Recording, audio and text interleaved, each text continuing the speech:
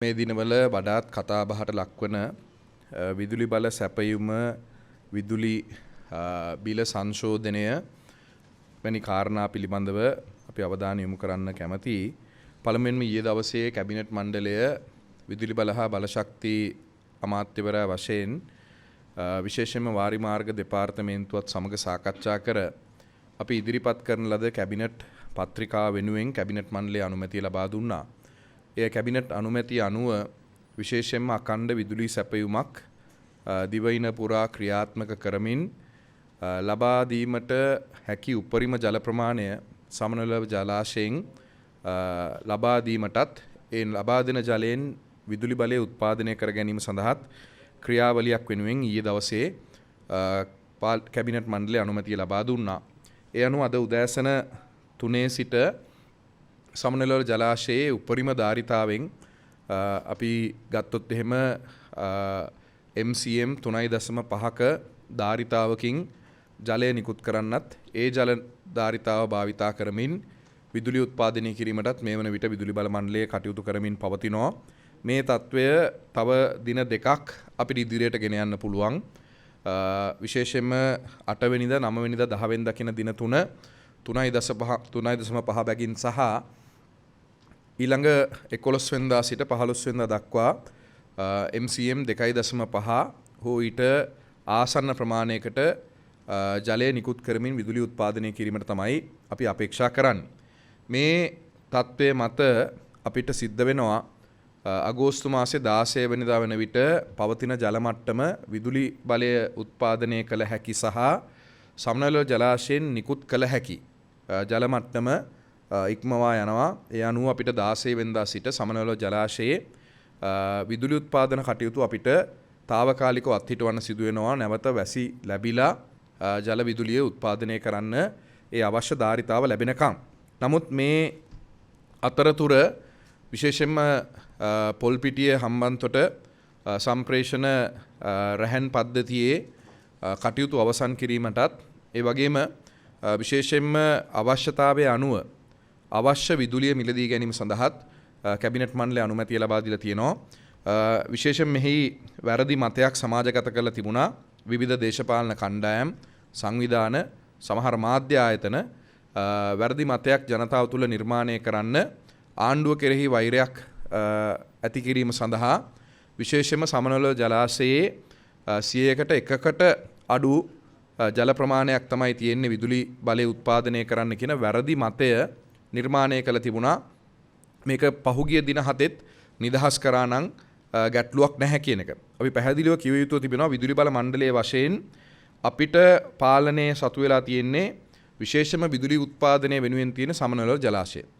අනෙකුත් සෑම ජලාශයකම වික්ටෝරියා, රන්දනිගල, රන්ටැඹේ, කොත්මලේ වැනි ජලාශවල වාරි මාර්ග දෙපාර්තමේන්තුව ජල කළමනාකරණ කමිටුව මගින් තමයි විදුලි බලයට අවශ්‍ය ජලය නිකුත් කිරීමේ කටයුත්ත වගකීම දරන්නේ.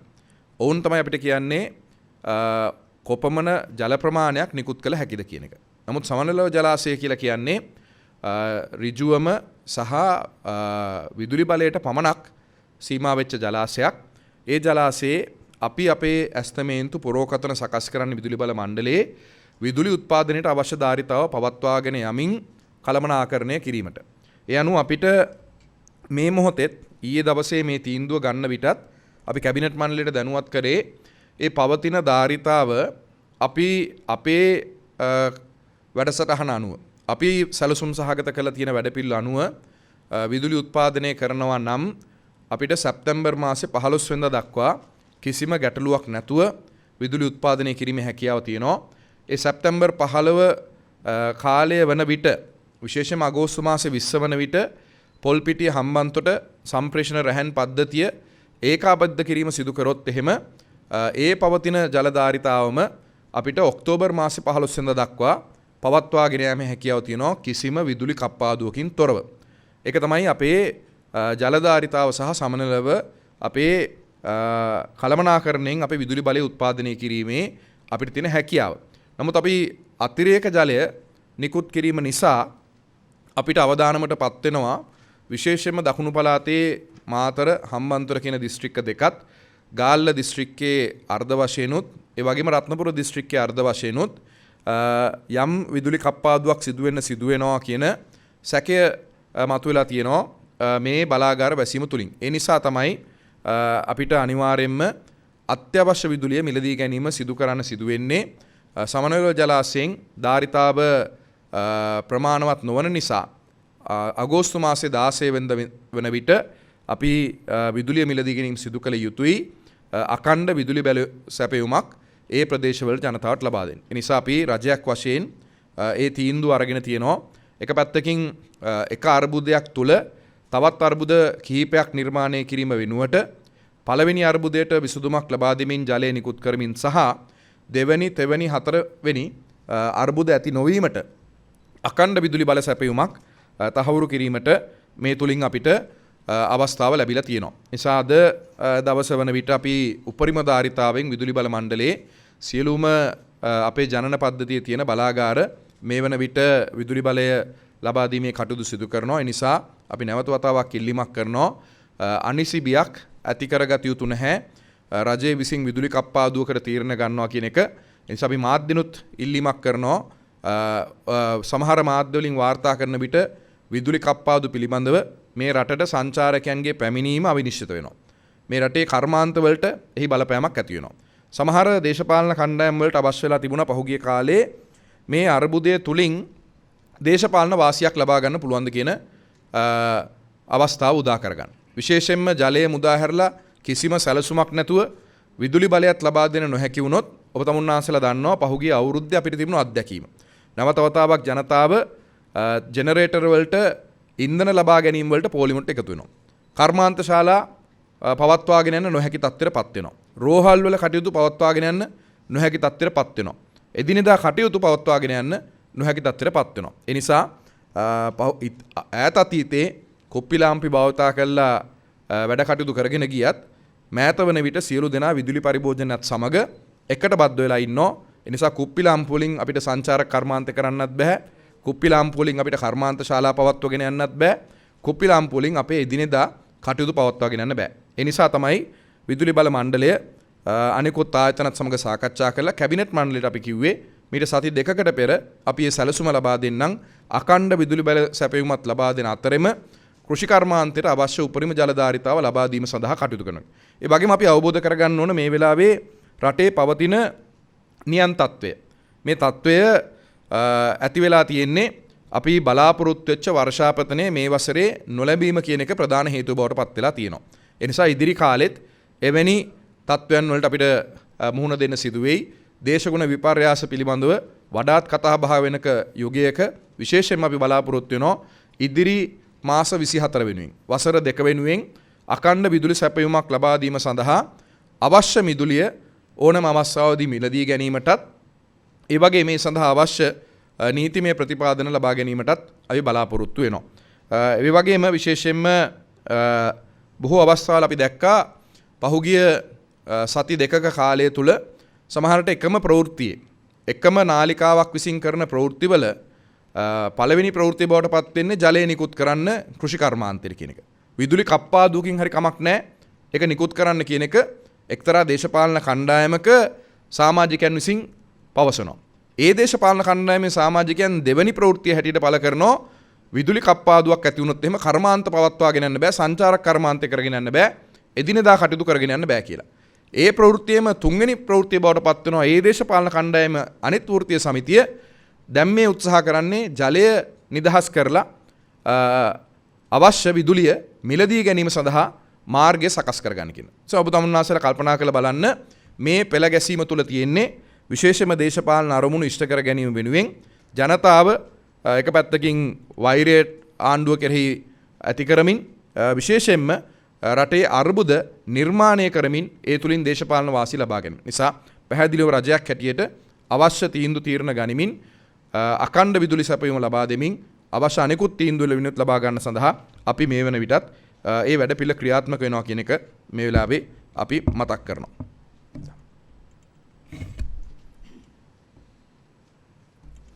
ඔබතුමාලට ප්‍රශ්න වලට අවස්ථාව.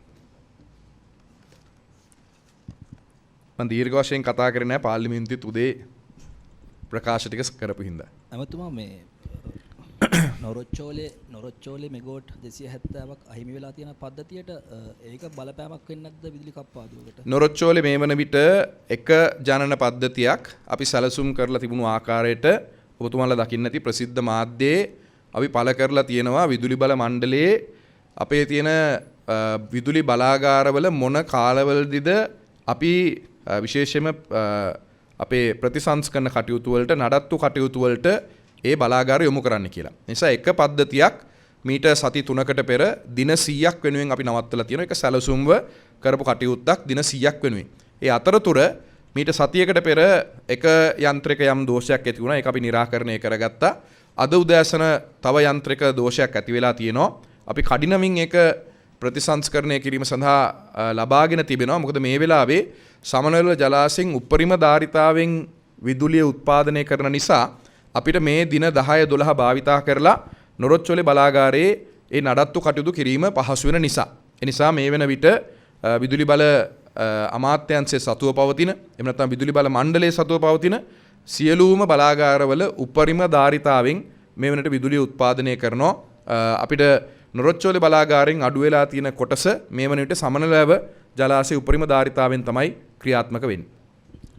Minister, have you done any cost estimation on how much will you need additionally to maintain uninterrupted electricity for next 2 years? Not for next 2 years. We haven't done a cost estimations because that has to be done. We have to give the cost estimation to PUCSL. We'll have to take into consideration the adverse effects that had taken place this year. Earlier this year, the CEB did a cost estimation, but the PUCSL did not agree with the cost estimation that was done by CEB. CEB calculated it will be an average rainfall year. Beginning of the year, if you can remember, last year in December, I made these statements in Parliament that we can't take this year as a wet year when you have 2 years of heavy rainfall. So this year we calculated as an average rainfall, but unfortunately PUCSL at that moment declared it will be a wet year and that 5,000 gigawatt hours of hydro generation would be possible. But we have estimated somewhere between 4,200 4,500. But the reality now is that with the drought that we are seeing right now, that we won't be able to reach 3,800 gigawatt hours of hydropower generation for this year. So the additional amount of generation that should be done to compensate the hydropower has to be from thermal. So there will be additional cost in thermal power generation. We haven't done the full estimate of it, but we roughly estimate because of the release of water, the thermal power plants that we'll have to take in for operation in the next 3-4 months will incur at least a 5 billion additional cost to the CEB. But there is also an additional cost, which are the arrears for those power plants that had operated in the last few years. The CEB has not managed to pay the payments. If you look at ACE Ambilipitia, there's a 3.7 billion outstanding payment to be made. ACE Matra, there is close to about 1 billion outstanding amount with close to about 5 billion is in total to be paid in arrears, and also the cost of generating in the next 4 months, which would be calculated based on the prices that they give on the RFPs. So what will be the impact on the electricity consumers? Electricity consumers will have no impact in the next 6 months. We don't have a revision coming up until the 1st of January. So our next revision will be in December. So if there is more rainfall end of the year or after October as predicted by the Met Department, there won't be any significant changes on that. But if there is any changes, it will not be considered leading up to the months of January. We will be submitting our proposals for next year, and whatever losses that we have incurred this year will be recovered in the January tariff revision. So there won't be any tariff revisions or any adjustments before first week of January. ඇමතුමා මේ ඔබතුමාට මේ ගොවි ජනතාව සමන්වය යෝජනා ක්‍රමය තුල චෝදනාවක් කරනවා වාර්ග මාර්ග අමාත්‍යවරයා කියලා තෙදිත් ඔබතුමා නිදහස් කරන්නට දෙන්නේ නැහැ කියලා ජලය මේ සම්බන්ධව මොකද්ද ඔබතුමාට කියන්න තියෙන්නේ? නෑ මට අවශ්‍ය විදියට ජලය නිකුත් කරන්න බෑ. අමාත්‍යවරයෙක්ට නියෝග දීලා ජලය නිකුත් කරන්න පුළුවන් කමක් නැහැ. විදුලි බල මණ්ඩලය වැඩ කරන්නේ සැලසුමක් අනුව. අපිට අද උදේ කතා කරලා ඉවරලා හෙට ඉඳලා ජලය නිකුත් කරන්න කිව්වොත් එහෙම සැලසුමක් තියෙන්න ඕන විදුලි බල මණ්ඩලයට ඒ නිකුත් කරන ජලය වෙනුවෙන් විදුලි බල පද්ධතියට වෙන හානිය බලලා ඒ සඳහා සැලසුම් සකස් කරගන්න ඕන. විදුලි බල මණ්ඩලයේ පැත්තෙන් මට වගකීමෙන් කියන්න පුළුවන් මාසයකට වරක් අමාත්‍යවරයා හැටියට මම පෞද්ගලිකව සහභාගී වෙනවා ප්‍රගති සමාලෝචන සාකච්ඡාවලට. ඒ සාකච්ඡාවලදී අපිට ලැබෙන තොරතුරු අනුව තමයි දත්ත අනුව තමයි අපි අපේ වැඩපිළිවෙල සකස් කරන්නේ. ඒතර අපිට පළවෙනි වතාවට වාරිමාර්ග ජනකළමනාකරණ කාර්යාලයෙන් අපෙන් ඉල්ලීමක් කරන්නේ ජලය නිකුත් කරන්න සමනලවෙන් කියන එක ජුනි මාසේ 30 වෙනිදා. ජුනි මාසේ 30 වෙනිදා ඉල්ලීම කරාට පස්සේ විදුලි බල මණ්ඩලය වාරිමාර්ග දෙපාර්තමේන්තුවේ ජල කළමනාකරණ කාර්යාලයත් එක්ක සාකච්ඡා කරලා අපිට නිදහස් කරන්න පුළුවන් ප්‍රමාණය ඔවුන් සමග එකඟ වෙනවා. ඒ එකඟතාවය අනුව ජුනි මාසේ 30 වෙනිදා ඉඳලම මේ නිකුත් කිරීම කරනවා. කවුරු හරි කියනවා නම් නිකුත් කරන්න නැතුව හිටියා කියලා දවස ගානේ යම් නිකුත් වීමක් සිදු වෙනවා ජල විදුලි උත්පාදනය කිරීමේදී අඩු වැඩි වශයෙන් සිදු කිරීම තමයි අර අපි එකඟතාවයක් තුල සිදු කරන්නේ. ඒතර ජුනි මාසේ 30 වෙනිදා කරපු ඉල්ලීම අනුව ජුලි මාසේ 3 වෙනිදා ඉඳලා වැඩිපුර ජලය නිකුත් කිරීම සිදු කරලා තියෙනවා. ඊට පස්සේ නැවත වතාවක් ඔවුන් ඉල්ලීමක් කළා තියෙනවා ජුලි මාසේ 13 වෙනිදා සභාපතිවරයා සහ සාමාන්‍යාධිකාරිවරයාගෙන් තව මීට වැඩි ප්‍රමාණයක් නිකුත් කරන්න 15 වෙනිදා වැහි කාලගුණ තත්ත්වයක් තියෙනවා. ඒකින්ද 13 14 වැඩිපුර ප්‍රමාණයක් නිකුත් කරන්න කියලා. ඒ අනුව අපි 13 14ත් ජුලි මාසේ වැඩිපුර ප්‍රමාණයක් නිකුත් කළ තියෙනවා. නමුත් 15 වෙනිදා ඔවුන් අනාවැකි පළ කර වර්ෂාපතනය ලැබුණේ නැහැ සමනලව ජලාශයට. ඊට පස්සේ නැවත වතාවක් 17 වෙනිදා මගේ ප්‍රධානත්වයෙන් සාකච්ඡාවක් තිබුණා. ඒකෙදිත් වාරිමාර්ග දෙපාර්තමේන්තුවේ නිලධාරීන් විදුලි බල මණ්ඩලයේ නිලධාරීන් දෙක එකට එකතු වෙලා තමයි සැලසුම සකස් කරේ ජුලි මාසේ 17 වෙනිදා ඉඳලා අගෝස්තු මාසේ 7 වෙනිදා දක්වා ජලය නිකුත් කරන ආකාරය. ඒ අනුව අපි ජලය නිකුත් කරලා තියෙනවා. නමුත් අපි දැනගන්න ඕන අවබෝධ කරගන්න ඕන මේ රටේ පවතින නියන් තත්ත්වය තුල කොපමණ ජලය නිකුත් කරත් ඒක පොළවට උරා ගැනීම සහ භාවිතා කරන ප්‍රමාණය අනුව ඒ අවශ්‍යතාවය වෙනස් වෙලා තියෙනවා. ඒ නිසා අපිට ඒ ඉල්ලුමට සරිලන සැපයුම ලබා දෙන්න නොහැකි වෙලා තිබුණත් අපි යම් කිසි ආකාරයක සැපයුමක් කළා තියෙනවා අපේ තියෙන විදුලි බල සැලසුමත් සමග. ඒ නිසා ඒ කටයුතු සිදු වෙලා තියෙනවා. ඒ වගේම තමයි අපි නැවත වතාවක් කියන්නේ අපි සමනලව ජලාශය සකස් කරලා තියෙන්නම විදුලි උත්පාදන කිරීමේ කටයුත්තට. ඒතර සමනලව ජලාශය පමණයි අපේ දැනට තියෙන්නේ දකුණු පළාතේ තියෙන විදුලිය දකුණට ලබා දෙන්න පුළුවන් බලාගාරයක් හැටියට. අපිට අනෙකුත් බලාගාරවල විදුලිය නොරොච්චෝලෙන් අපි ගෙනියනවා නම් ගෙනියන්න වෙන්නේ රැහැන් පද්ධතියක් කරා. ඒ රැහැන් පද්ධතියේ කටයුතු අවසන් වෙලා නැහැ. වසර ගණනාවක් සිදු වෙලා ඒක කඩිනම් කිරීම අපි මේ අවුරුද්දේ සිදු කරා. නමුත් අපි ඒකේ අවසාන අදියරට ළඟා වෙලා තියෙන්නේ. ඊට අමතරව මේ අවශ්‍යතාවයන් දැනගෙන තමයි මාර්තු මාසයේ අපි කැබිනට් මණ්ඩලයට දැනුවත් කරලා අනුමැතියක් ගත්තේ අත්‍යවශ්‍ය වුණොත් විදුලිය ලබා ගැනීම වෙනුවෙන්. නමුත් අපි අත්‍යවශ්‍ය විදුලිය ලබා ගැනීමේදීත් යම් පිරිවැයක් අපිට දරන්න සිදුවෙන නිසා අපි පැත්තක දාලා තිබුණ නැත්නම් ඉවත් කරලා තිබුණු විදුලි බල මණ්ඩලයේ ජනන යන්ත්‍ර ඩීසල් ජනන යන්ත්‍ර තිබුණා මෙගාවොට් එකේ ජනන යන්ත්‍ර 50ක්.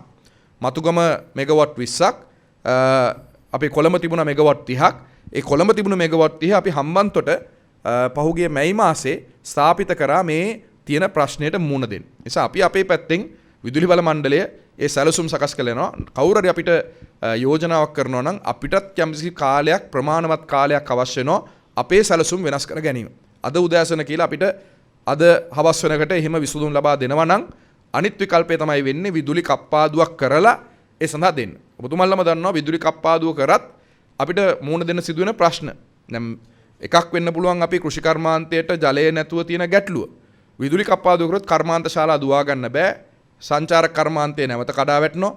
එදිනෙදා කටයුතු පවත්වාගෙන යන්න බෑ. විශේෂයෙන්ම පාසල් වල කටයුතු, රෝහල් වල කටයුතු මෙවැනි අත්‍යවශ්‍ය කටයුතු ගණනාවක් අපිට අඩාල වෙනවා. ඒ වගේම ඒ පිරිස ඩීසල් ලබා ගැනීමට හෝ වෙනත් ඉන්ධන ලබා ගැනීමට ජෙනරේටර් වලින් ලබා ගැනීම සඳහා එකතු වෙන්නේ කනිත් තෙල් සංස්ථාවට. ඒතර කනිත් තෙල් සංස්ථාව ඇනුම් කරන්න ඕන මාසයකට දෙකකට කලින් ඒ අවශ්‍යතාවය තේරුම් ගන්න. ඒ නිසා තමයි අපි සති දෙකක් අරගෙන කැබිනට් මණ්ඩලයට අපි ඊයේ කිව්වේ අපි අවශ්‍ය ඇනුම් කරලා දැවි තෙල් ලබා ගන්න ඕන අලුත් බලාගාරවලට ඒ දැවි තෙල් ප්‍රමාණයත් ලබා ගන්න කාලයක් දීලා මේ නිදහස් කිරීම සිදු කළ යුතුයි කියන එක. ඒකේ තව එකක් කියන්න ඕන අපි සමනලවෙන් උත්පාදනය කරන ජලය යන්නේ වලව උඩ අපේ සමනලවෙන් උඩවලව ජලාශයට. ඒතර උඩවලව ජලාශයෙන් ජලය නිකුත් කිරීම කියන එක අපේ කාර්යභාරයක් නෙවෙයි. එතකොට අපිට තියෙන තොරතුරු අනුව අපි හොයලා බලන්න ඕන පහුගිය කාලවල අප්‍රේල් මාසෙදී ඇයි වැඩිපුර වතුර ප්‍රමාණයක් ඒ ප්‍රදේශවලින් ගොවිතැන් වලට නිකුත් කරේ ගොවිතැන් සිදු කරන්න නැති අවස්ථාවල. මොකද ගොවිතැන් කරන්න කියලා ජනතාවට කරන්න කියලා උපදෙස් ලබා දීලා ඔවුන් කරන්න නැතුව ජලය නිකුත් කරපු එකත් යම්කිසි වැරද්දක් තියෙනවා. ඒ වගේම ජලය නිකුත් කරනකොට ගොවිතැන් නිසිකලට නොකිරීමත් ඒ වැරද්දක් තියෙනවා. ඒ නිසා අපි මේ දෙකම ගැන හොයන්නත් ඕනේ. ඒ වගේම කාටවත් මම හිතන්නේ ලෝකයේ කිසිම රජයකට ලෝකයේ කිසිම අවස්ථාවක නියගයක් කියන එකකට ගම් වතුරක් කියන එකකට සැලසුම් සහගතව කඩිනමින් විසඳුම් ලබා දෙන්න පුළුවන් කියන එක යම් කාලයක් ගත වෙනවා යම් හානියක් සිදු වෙනවා ඒ හානිය අවම කර ගැනීම තමයි රජයක වගකීම වෙන්නේ. ඇමතුමා අපි දැක්ක මාධ්‍ය වාර්තා කරලා තියෙන එක්තරා මාධ්‍යයක් මේ කියන තත්ත්වයන් පාදක කරගෙන නැවත වතාවක් ගොවි ජනතාව පාරට ගෙනල්ලා අරගලයක් ගෙන එන තත්ත්වයක් සම්බන්ධයෙන් ජනාධිපතිතුමාට බුද්ධ්‍යංශ වාර්තාවක් ඉදිරිපත් කළා තියෙනවා කියලා. මේ සම්බන්ධයෙන් ඔබතුමා දැනුවත්ද? එහෙමනම් විදුලි බල අමාත්‍යවරයා විදිහට ඔබතුමාගේ මේ සම්බන්ධයෙන් මුහුණ දෙන්න තියෙන ශක්තිය කොහොමද? මම හිතන්නේ බුද්ධ්‍යංශ වාර්තාව ඕනෙන්නේ ඕන එක්කෙනෙක්ට තේරෙනවා ඒ දේශපාලන කණ්ඩායම් වල අරමුණ මොකක්ද කියන එක. ඔබට රාත්‍රී ප්‍රවෘත්ති බලනකට එක්තරා නාලිකාවක් සහ එක්තරා දේශපාලන කණ්ඩායමක්. මේක තමයි එකට ගැට ගැහිලා තිබුණේ. ඒ කණ්ඩායම් වල පිටුපස්ස තිබුණු අරමුණ. සමහරලාට මම කලින් කිව්වා වගේ ප්‍රවෘත්තියේ පළවෙනි ප්‍රවෘත්තිය දාන්නේ ජලය නිකුත් කරන්න අපිට විදුලිය කප්පාදු කරත් කමක් නැහැ කියන එක. ඊට පස්සේ විවේකයට ගිහිල්ලා විවේකයට පස්සේ එන ප්‍රවෘත්තිය තමයි විදුලි කප්පාදුවක් ඇති වුණොත් සංචාරක කර්මාන්තයට හානියක් වෙනවා කර්මාන්ත ශාලා පවත්වගෙන යන්න බැරි වෙනවා නැවත වතාවක් රටේ අර්බුදයක් ඇති වෙනවා කියලා. ඊට පස්සේ තුන්වෙනි ප්‍රවෘත්තිය තමයි දැන් මේ රජය උත්සාහ කරන්නේ වතුර නිදහස් කරලා ඉවරලා හදිසි මිලදී අරගෙන ඒකෙන් ලාභ උපයා ගන්න කියන එක. මේ ඔබ කියන කණ්ඩායම් තුන ඒ දේශපාලන කණ්ඩායමේ ජාතික ජන බලවේගයේ නැත්නම් ජනතා විමුක්තිය පෙරමුණේ මේ වෘත්තීය සමිති නායකයෝ ටික වෙනම මාධ්‍ය සාකච්ඡා තිබුණාට ඔබතුමාට පුළුවන් නම් බලන්න එකට තියලා මාධ්‍ය සාකච්ඡාවක් තියන්න පුළුවන්ද කියලා. නාමල් කරුණාරත්නයි, වසන්ත සමරසිංහයි, රංජන් ජයලාලුයි තුන්දෙනා එකට තියලා ඔය අදහස කියයිද කියලා. තුන්දෙනා පරස්පර අදහස් තුනක් කියන්නේ. ඒ නිසා මේ කණ්ඩායම උත්සාහ කරන්නේ රජය අපහසුතාවයට පත් කරමින් ස්ථාවර කරමින් පවතින රට නැවත අස්ථාවර කරලා අර්බුද නිර්මාණය කරලා ඒ අර්බුද තුنين තමන්ගේ දේශපාලන අරමුණු ජයග්‍රහණය කරන්න. නිසා අපි රජයක් හැටියට මේ පිළිබඳව හොඳ අවබෝධයෙන් ඉන්නේ. බුද්ධ්‍යංශ වාර්තාවල මම දන්නේ ජනාධිපතිතුමාට ලබා දීලා තියෙන තොරතුරු බුද්ධ්‍යංශ වාර්තාව වශයෙන් නැහැ අපිට ඕනම පුද්ගලයෙක්ගෙන් මේක ඇහුවම බැලුවම අපිට පේන දෙයක් අවබෝධ වෙන දෙයක්. ඒ නිසා ඒක අද අපි ව්‍යර්ථ කරලා තියනවා කියන එකත් කියන්න ඕන ඊයේ දවසේ ගත්ත තීන්දුවත් නිසා. ඊයේ දවසේ ගත්ත තීන්දුවෙන් නිසා එක පැත්තකින් නැවත පාරට බහින්න පුළුවන් කමක් නැහැ සමනල වැවෙන් වතුර නිදහස් කරන්න කියලා. විදුලි කප්පාදුවක් වෙලා තියෙනවා ඒක විදුලි කප්පාදුව නවත්තන්න කියලා. ඒ නිසා මෙවැනි සටන් පාට අපි එකින් එක ඊයේ දවසේ ගත්ත තීන්දුවෙන් ව්‍යර්ථ කරලා තියෙනවා. Minister, you mentioned saturation levels before, and a person or source rather told us that there will be considerable amount of ground saturation once water is released from Samanalawewa. And was that sort of thing discussed within the cabinet when you came to this decision to release water from Samanalawewa? No, that has been discussed with the irrigation department. So the irrigation department wanted water amounts released so that they will have enough stocks of water in Udawalawa to be released into the other irrigational requirements. So this has been discussed, but this has been brought forward to the cabinet as well. But based on the requirements of irrigation and on the guidelines that they have given, we have agreed to release the amount of water. Water Management Authority or the Water Management Secretariat of Irrigation should manage the resources that's available to them. So were there any discussions about whether this move would be one which is neither here nor there, in the sense like it would not necessarily 100% benefit the irrigation side of things, at the same time you're using up all the water which is available for power generation? No, that was discussed. That was one point that was pointed out by the Ministry of Power and Energy and the Ceylon Electricity Board. Even though the water amounts are released from the Samanala reservoir, whether it would be sufficient for the agricultural requirements because of the severe drought, whether that will have an impact, whether the water levels released will be enough of a volume to cater to all the agriculture requirements. But that's a risk that the government has taken based on the requirements of the agriculture and the irrigation ministries. Right. The source within the irrigation department told us they expect the saturation level to be at least 30%. At least 30%. Are you aware of this? I don't know, because irrigation department gives different numbers every meeting. Does So it now? I wouldn't go by the numbers. Minister, by any chance, would you be initiating an inquiry onto releasing the water in April? That's not a subject matter under my purview. What we do is But that has an impact on you, right? no, that doesn't have an impact on us, because Samanalawa anyway generates power, and that water is released to Udawalawa. So that Udawalawa water, which should have been kept and released later on, is part of the irrigation process, not due to the power generation, because we can't use that water anyway. That was used water that was in the Udawalawa reservoir.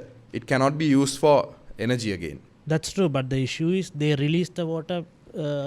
No, there are during stories this- behind it. They have told us in Parliament today that they had planned to have the agricultural season, Yala season, beginning from the 1st of April, and certain farmers have not done their agricultural work utilizing the water that was available at that time, and they have delayed getting into the fields after the New Year, after the Vesak, and after all the holidays. So they had estimated maybe some part of the farmers would utilize this water for agricultural work, but I don't think that was possible and 100% utilized. ඇමතුම Are you talking about intermonsoonal season, or are you talking about Yala? Because Yala starts in Yala. May. No, Yala, beginning of Yala, they wanted to advance the season in certain areas.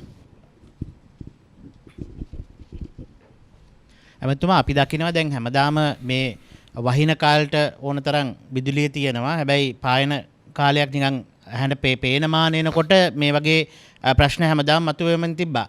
ඒ වගේම තමයි ලංකාවේ විදුලි ඉල්ලුම කියන එක හැමදාම ටිකෙන් ටික ඉහළ යන තත්ත්වයක්. එතකොට විදුලි බල මණ්ඩලය මේ කියන ප්‍රශ්න හැමදාම මේ වගේ කතා කර ඉන්නවද? එහෙම නැත්නම් ඉස්සරහට මේ ප්‍රශ්න निराකරණය කරගෙන මේ වැඩි වෙන විදුලි ඉල්ලුමට සැපයුම ලබා දෙන්න විදුලි බල අමාත්‍යාංශ විදිහට ඔබතුමාලගේ ඉදිරි පියවරවන් මොනවාද? අපි සැලසුම් සකස් කළ තියෙනවා. මම පමණක් නෙවෙයි, මට පෙර හිටපු අමාත්‍යවරු රජයන් විවිධ අවස්ථාවල මේ විදුලි බලය ලබා දීම වෙනුවෙන් අවශ්‍යතාවය වෙනුවෙන් හඳුනාගත්ත සැලසුම් යෝජනා කළ තියෙනවා. නමුත් මම එකඟ වෙනවා ඔබතුමත් එක්ක මේ ව්‍යාපෘති ක්‍රියාත්මක කිරීමේදී ප්‍රමාදයන් තියෙනවා. සමහරට ඒක විදුලි බල මණ්ඩලයේ පැත්තෙන් වෙන්නත් පුළුවන්. සමහර අවස්ථාවලදී අපි දකිනවා විවිධ ආයතන වල අනුමැතියන් ලබා ගැනීම. විවිධ ජන කොට්ටාසවල විරෝධතාවයන්. දැන් මම පසුගිය ඉරිදා මන්නාරම ප්‍රදේශයේ මෙගාවට් 15ක සුළං බලාගාරයක් විවෘත කිරීමේ කටයුත්තට සහභාගී වෙනවා. ඒ සහභාගී වන අවස්ථාවේ තිබුණු විරෝධතාවය තමයි මන්නාරම් ප්‍රදේශයේ සුළං බලාගාර එපා කියන එක. ඒ වගේම පහුගිය කාලවල අපිට දිගින් දිගටම තිබුණු ප්‍රශ්න තමයි විශේෂයෙන්ම කුඩා ජල විදුලි බලාගාර, මිනි හයිඩ්‍රෝ කියන ඒවා. මේවා අත්‍යවශ්‍යයි අපේ පද්ධතිය ශක්තිමත් කරගෙන යන්න සහ අපේ තියෙන විදුලි අපේ මිල එහෙම නැත්නම් අපේ තියෙන ඒ වියදම අඩු කර ගැනීම සඳහා අපිට පාවිච්චි කරන්න පුළුවන් ක්‍රමවේදයන්. නමුත් විවිධ ප්‍රදේශවලට ගියාම විරෝධතාවය නැති වෙනවා. දැන් මම නියෝජනය කරන මාතර දිස්ත්‍රික්කයේ පිටබැද්දර කොට්ටාසේ දැනුත් යෝජනා කරලා තියෙන සියඹලාණ්ඩුව කියන ප්‍රදේශයේ, සියඹලාගොඩ කියන ප්‍රදේශයේ මේ කුඩා ජල විදුලි බලාගාරයට ජනතා විරෝධය දක්වන්නේ මෙවැනි එකක් ඉදි කරාට පස්සේ සංචාරක කර්මාන්තයට බාධාවක් ඇති වෙනවා සහ ඔවුන්ට ඔවුන්ගේ ලිං වල ජල මට්ටම පහත් තත්ත්වයට පත් වෙයි කියන බියක් සැකයක් මත. එවැනි තත්ත්වයන් වලින් මේ විරෝධතා නිසා අවුරුදු 2-3 මේ ව්‍යාපෘති සමහරලාවට ප්‍රමාද වෙලා තියෙනවා. ව්‍යාපෘති ප්‍රමාද වෙනකොට ගත්ත ණය ආපසු ගෙවන්න බැරුණාම ඒ ආයෝජකයා අතහැර ගිහලා තියෙනවා. එවැනි ව්‍යාපෘති ගණනාවක් තියෙනවා අපි හඳුනාගත්ත ඒවා. අපි පහුගිය කාලෙත් අපි උත්සාහ කරා මේවා කඩිනම් කරන්න. අපි දැනට විදුලි බල අමාත්‍යාංශයේ හැටියට කඩිනම් වැඩපිළිවෙළ දෙකක් සකස් කරලා තියෙනවා. එකක් 2023-2027 සැලසුම, 27-30 සැලසුම. අපේ ඉලක්කය වෙන්නේ 2030 වන විට 70%ක් පුනර්ජනීය බලයෙන් ලබාගෙන මේ විදුලි බල උත්පාදන කටයුත්ත සක්‍රිය කරන්න. ඒතර අපිට 2023-27 මේ සැලසුම ක්‍රියාත්මක කරන්න මෙගාවොට් 2300ක් අපි එකතු කරගත යුතුයි. මෙගාවොට් 2300 එකතු කරනවා වගේම ආයෝජන කළ යුතු වෙනවා. ඒ ආයෝජන හැටියට ගත්තොත් එහෙම යටිතල පහසුකම් සංවර්ධනය කිරීමට පමණක් අපිට ඇමරිකානු ඩොලර් බිලියන 5.5ක් අවශ්‍ය වෙනවා ඇස්තමේන්තු කරලා තියෙනවා. ඉදිරි අවුරුදු 7 මේ පුනර්ජනීය බලයත් මේ විදුලි බල බලාගාර එකතු කිරීමටත් මේ යටිතල පහසුකම් සංවර්ධනය කරන්න. තවත් ඩොලර් බිලියන 6ක් අවශ්‍යයි පෞද්ගලික ආයෝජකයන් හැටියට. නිසා මේ දෙකම එකතු වෙන්න ඕනේ මේ කටයුත්ත කරන්න. දැන් සමහර අවස්ථාවලදී රජයේ ප්‍රතිපත්ති තීන්දුවක් අරගෙන අදානි සමාගමත් එක්ක මෙගාවොට් 500ක සුළං බලාගාරයක් වෙනුවෙන් ප්‍රවේශයක් අරගෙන තිනවා මන්නාරම පුනරින් ප්‍රදේශවල. නමුත් මතුවෙන විරෝධතාවල තියෙන්නේ දේශපාලන සමහරලාට. සමහරලාට තියෙන්නේ අවබෝධයක් නොමැතිකම. මේ නිසා ප්‍රමාද වෙන නිසා අපේ විදුලි බල පද්ධතියට ගැටලු සහගත තත්ත්වයන් උද්ගත වෙලා තියෙනවා. අපිට මතකදී නොරොච්චෝලේ බලාගාරය ඉදිකරනකටත් මෙවැනිම ආකාරයේ විරෝධයක් ඇති වුණා. නොරොච්චෝලේ බලාගාරය නොතිබුණා නම් අද අපිට මොන තත්ත්වයක් ඇති වෙන්න කියන එක ඔබට අවබෝධ කරගන්න පුළුවන්. සාම්පූර් බලාගාර ඉදිකරන්න යෝජනා කළ සැලසුම් කළ අවුරුදු ගාණක් කරලා ඒක අවසානයේදී අපි විවිධ හේතු නිසා අපිට නවත්තන්න සිදුණා. විරෝධයන් වෙන්න පුළුවන්. එහෙම නැත්නම් ජාත්‍යන්තර අවශ්‍යතාවයන් වෙන්න පුළුවන්. මේ නමුත් මේ සියලු ප්‍රමාද වීම සහ නැවැත්වීම නිසා අර එකතු කළ යුතු ඒවා නැවැත්වීම නිසා අපිට ප්‍රශ්නයක් මතුවලා තියෙනවා. නමුත් අපි විශ්වාස කරනවා ඉදිරි අවුරුදු දෙකේ මේ සැලසුම ක්‍රියාත්මක වුණොත් අපිට කිසි ගැටලුවක් නැතු දෙන්න පුළුවන් විදුලිය.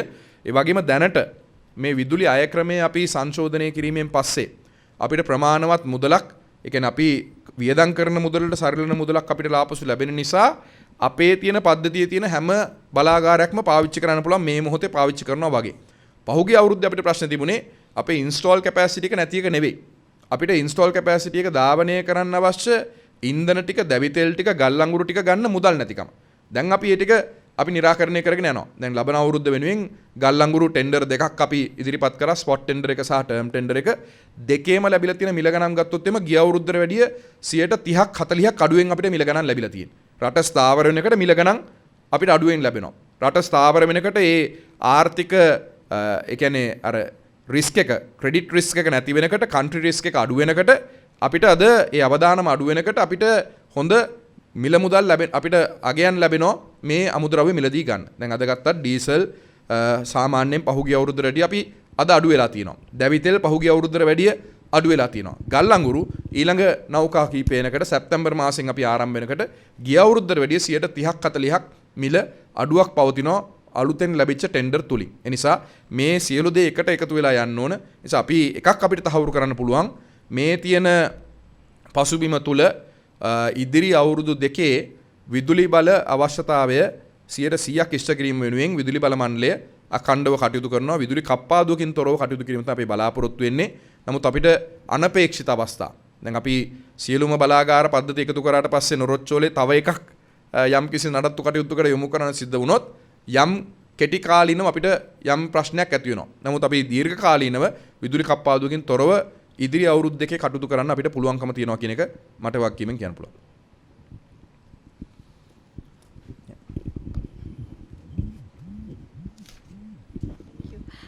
Minister, can you please elaborate on the coal tenders? How much are you all looking at?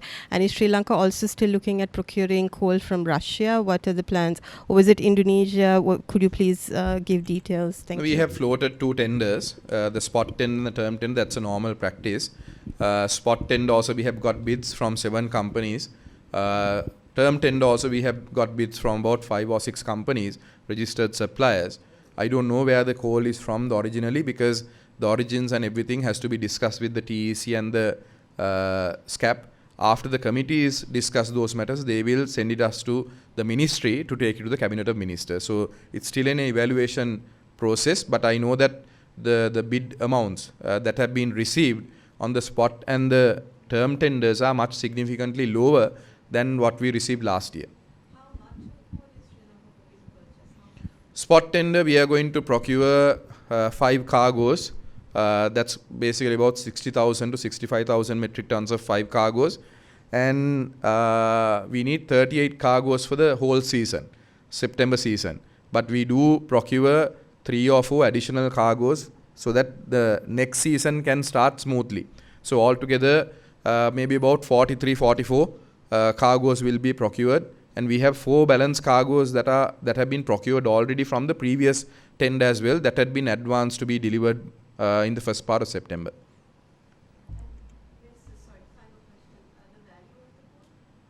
I won't be able to say that because it's still under evaluation. What I can say is it's significantly lower, 30 to 40% lower, because still it's negotiating. We are trying to negotiate further prices down. So once the freight prices and everything come up, and it's anyway based on indexes. So when the indexes go up and down, the prices will vary. But what we have got is a very good price compared to last year.